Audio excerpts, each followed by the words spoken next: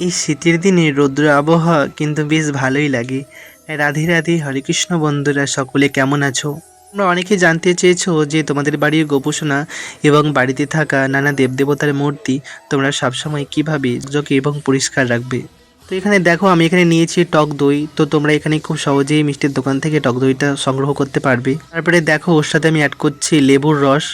দেখো, দুটোকে একসাথে ভালো করে মিক্স করার পর তারপরে আমি বিগ্রহের গায়ে দেব। সবার আগে বলে রাখি যে আমাদের বাড়িতে থাকা বিগ্রহ কেন এভাবে সবসময় একই রকম থাকে না এবং কালার চেঞ্জ হয়ে যায়। তো ওর এক নম্বর কারণ হচ্ছে, আমরা যে বাড়ির বিগ্রহকে স্নান করানোর জন্য এবং নিত্য সেবার জন্য যে টিউবওয়েলের জল ব্যবহার করি, সেই জলের মধ্যে অনেক সময় আয়রন থাকার কারণে অনেক সময় এরকমটা হয়ে থাকে। তোমরা এক কাজ করতে পারো, তোমাদের বাড়ির বিগ্রহকে তোমরা যখন স্নান অভিষেক করাবে, প্রতিদিন সম্ভব না হলেও মাঝে মাঝে ওই টক দই মাখিয়ে তোমরা যদি স্নান অভিষেক করাতে পারো, দেখবে তোমাদের বাড়ির বিগ্রহ খুবই ঝকঝকে এবং পরিষ্কার থাকবে। আবার তোমরা গোপীচন্দন মাখিয়েও তোমরা স্নান অভিষেক করাতে পারো, সেটাও অনেকটাই কার্যকরী, খুব ভালো। আবার অনেকেই দেখেছি যে পীতাম্বরী বলে যে পাউডার পাওয়া যায় সেটা দিয়ে পরিষ্কার করতে, কিন্তু আমার মনে হয় যে পীতাম্বরী পাউডারটা সেটা একমাত্র বাসন কোসন পরিষ্কার করার জন্যই ঠিক আছে, এবং বিগ্রহের ক্ষেত্রে তো টক দই এবং গোপীচন্দন ব্যবহার করতে পারো।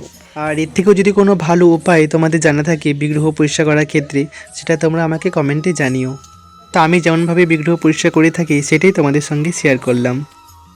রাধে রাধে।